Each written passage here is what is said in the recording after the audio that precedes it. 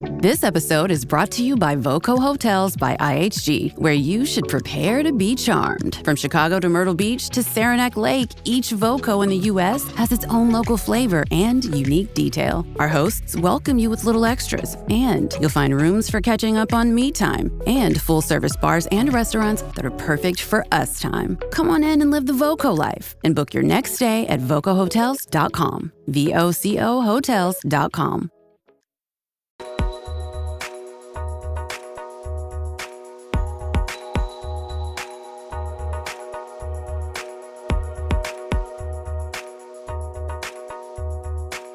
Welcome to episode 93 of the High Volume Hiring Podcast. I am Stephen Rothberg, one of your two co-hosts. I'm also the founder of College Recruiter Job Search Site, which believes that every student and recent graduate deserves a great career and that it should be easy and inexpensive for employers to hire them. I am joined today by two of my favorite people, one of whom I now get to work with day in and day out, Jeanette Leeds, and the other one of which has not received a job offer from us yet, therefore has not accepted it, and I have a suspicion likely wouldn't. But Jeanette, first, why Yes. don't you introduce yourself? Hello, everyone. I'm Jeanette Leeds, officially now with College Recruiter, but also still HR Tech Advisor.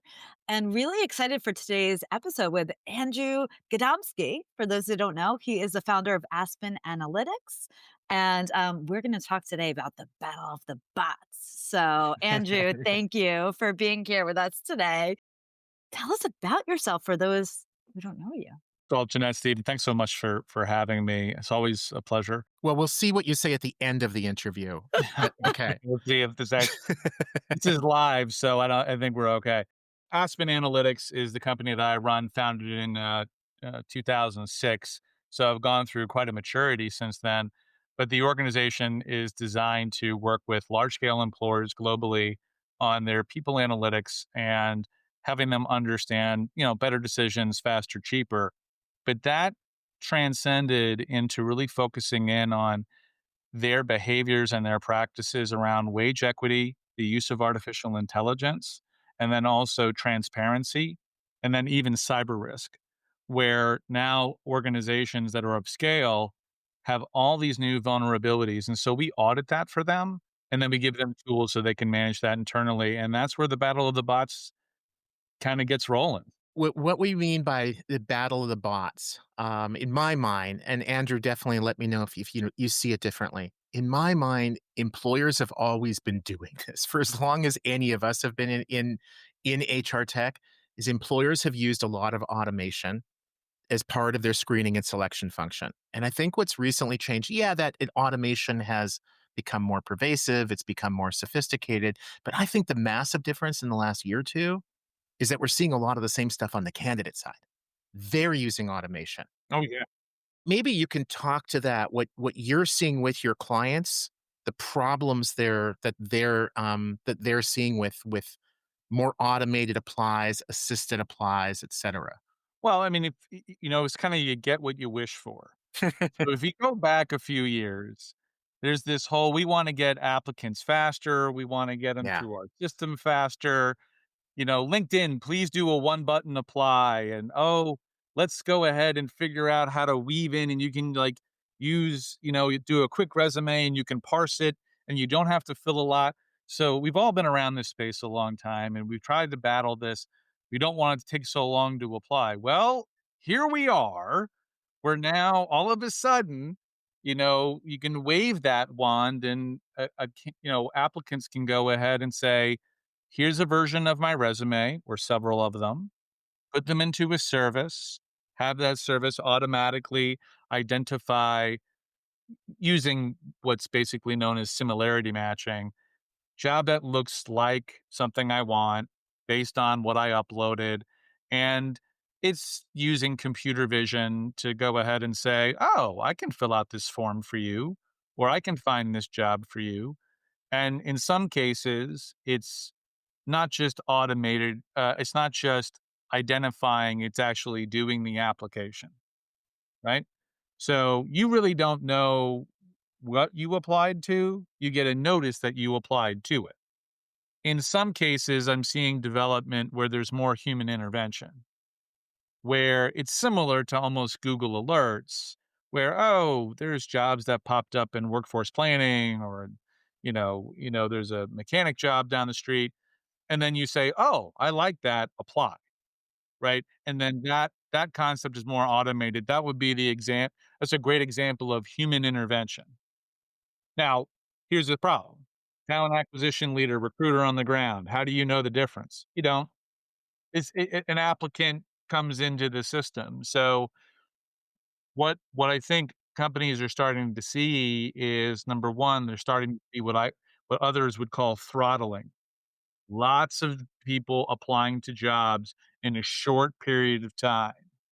And so now I go ahead, I put myself into a service, I apply to 200 jobs, but maybe I applied to 12 jobs at one company, but I'm not the one. You wake up the next day, there's 100 applicants, or you have 850 applicants, right? And so for the States, I would say that's a little bit more of a recent problem. But if you were to go to parts of Asia Pacific, like in India, it's very common to see 400, 500, 600 applicants per requisition. That's actually quite normal. And so the idea of throttling I'm looking at is not hundreds.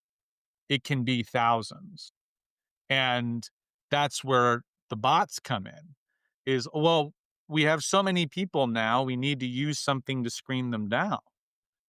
Um, so throttling is a threat or a vulnerability. Another vulnerability is, well, you don't know if that person really wants to work for you or they just wanted to apply.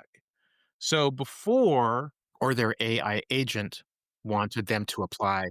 it could be an AI agent selecting them and then filling out my information, but you don't really know my motivation. And if I really wanted to apply to you, or I just wanted to apply to 200 organizations and just hit a button. So the recruiter doesn't understand if this person is genuinely interested. Them as an employer, they're actually banking on the fact that the recruiter is going to say no, which is why they applied to 200 very quickly. So now recruiters have another vulnerability, which is I really don't know if Andrew wants to work here. All I know is I have an application.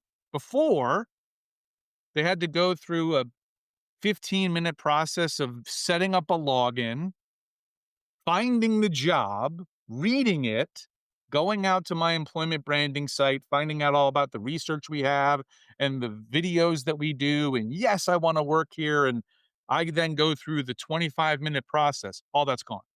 Yeah, there's a lot less friction now. Yeah. Well, to the point where it's a landslide. What you have floodwater now. So that's a real vulnerability. And I think the last one is cyber risk. So this is something that doesn't get talked about real often, but when you're throttling or you have the ability to go ahead and apply to a lot of positions quickly, there are bad actors. And the idea would be I'm just going to see who's going to click the attachment or the link that's buried inside the application that you had me fill out. So now all of a sudden, all these people are coming in. You're seeing all these resumes. A bot goes ahead and says, I think this one's okay. That screening concept is a safety mechanism for the recruiter. So now they go ahead and they look at this person who looks perfect and they start clicking links in their resume to go to external sites, malware, phishing, all kinds of things we've never thought about, not to mention the fact that you might actually make a hire and it could be from an adversarial nation, right? So we never really thought about those things, but all of a sudden, I don't even, I might just go ahead and make relationships with fake profiles and not know. And then I engage people, trust them as a recruiter, and then they send me a message, and then again, you've got cyber problems. So we've never really faced at this high volume because we couldn't do it. we don't have mechanisms for or a safety net against it. And we've moved so fast that all of a sudden it's like we never thought we'd be going 100 miles an hour. So we never thought we would need, so all of a sudden it's like, well, who needs an airbag? We would never go that fast. Whether you're a payroll pro or an employee wanting to understand your paycheck better, we've got you covered. Tune into It's About Payroll for expert insights on payroll trends and compliance, or check out It's About Your Paycheck, the go-to podcast for employees looking to understand their pay and rights. 2 great shows, 2 great hosts. Listen now. Brought to you by Work Defined, where payroll meets clarity. Right. And now it's like, how do we put up some, I was going to say guardrails, but it's actually like safety features, right? An airbag is to protect you from a crash. So inevitably there's a crash, right? Let's protect everyone. So, like, I mean, I and again, we're believe talking high volume, so it's at scale. Like, it becomes not just tremendous a scale. one-off. It is. This is for those, our audience. This is massive. So, like, okay, this is all really scary. I'm not trying to scare you. Well, but I'm not it's like trying to facts of scare life, anybody. right? We have to. But it's like, what things, what airbags can we put in to just, or is it just the first point is like, hey, just knowing about it? Is that like that first step? Yeah. So first of all, I would say, education and advocacy. Yeah. Right? So if you were to have, you come on board to a organization, they have orientations, you have to go ahead, do a whole bunch of um, training on whatever, right? I think managerially, if you're going to be hiring people, you need training on how to use the applicant tracking system, things you should or should not say during an interview. But I think we now need to start talking about the use of automation, the use of artificial intelligence. Things like don't go out to Chat GPT and just ask it to come up with a bunch of interview questions. It's the same job we hire. We hire distribution center managers all over the country. This is the template. Use it, but also realize that we are doing certain things to keep you safe. And you should do things to make sure that the people that you're talking to have a genuine interest and candidly a real motive. Um, I'll give you an example. When I came on, Stephen asked me to do this with my hand. For the people who are like listening on, Spotify, whatever. So Andrew kind of put his fingers up in front of his face. And also, we just have like a couple minutes left. So I think I know where you're going with this. And I am very happy about that. Yeah, you do have to do some things that are probably different than we've had to do before to make sure that we're not into a deep fake situation. There's a lot of pressure to do a lot of hiring. There are great vendors out there that will help organizations do that. I think rather than leaning away from some of that advice, we need to lean in, just realizing we're going at 100 miles an hour. And then we've got about a minute left. Before we were talking, you had a solution Oh, that could probably work when we're talking about like real interest. Let's also talk about real candidates. Are these actually real people? Are they foreign actors? Are they trying to infiltrate your organization to gain access to your accounting system, whatever it might be? You had an idea. so I've done this. Ah, So when I was running staffing at Honeywell, it was a $5 billion division. We used to do these large drafts of interns. And so what we would do is we would bring them all to an Embassy Suites or a Hilton hotel, and we would go ahead for the day. We would get like 30 different hotel rooms, and we would have multiple people, and we would go through panel interviews, and then people would rotate through. So that's the solution. I don't know why Marriott, Hyatt, and International Hotel Group don't set up a service where you can get a room for a day for a series of interviews where the actual applicants who are going to be interviewed show up, show their identification, because guess, and then they can log into a computer. There could be a computer sitting there, Oh, that's interesting. right? But they're a real person because they showed up to physically. You know they're local. How's that? Because they're at the hotel that's in the same location or near the location where they have to work, right? And all of a sudden it's like, "Oh, I know that that person's real." Now, okay, maybe Marriott will get into this business, but there's certainly ways where we don't have to necessarily always use audio video to broach the topic of motivation and being genuine.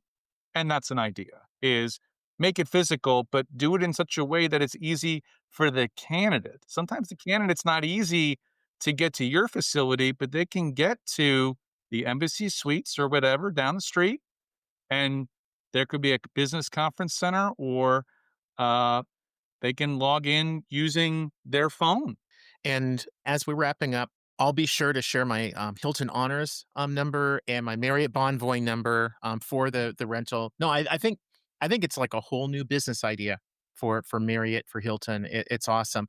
Unfortunately, we need to drop off, but Andrew, awesome as always. Great information. Thank you for joining us and sharing some pearls of wisdom. I love it. What's old is new and what's new is old is like that's sort of the in person, right? So this is fantastic. Thank you both, and appreciate Thank all the you. work that you do in spreading the word and making work great. Thank you. Awesome. Cheers, Great. Andrew. Take care, everyone.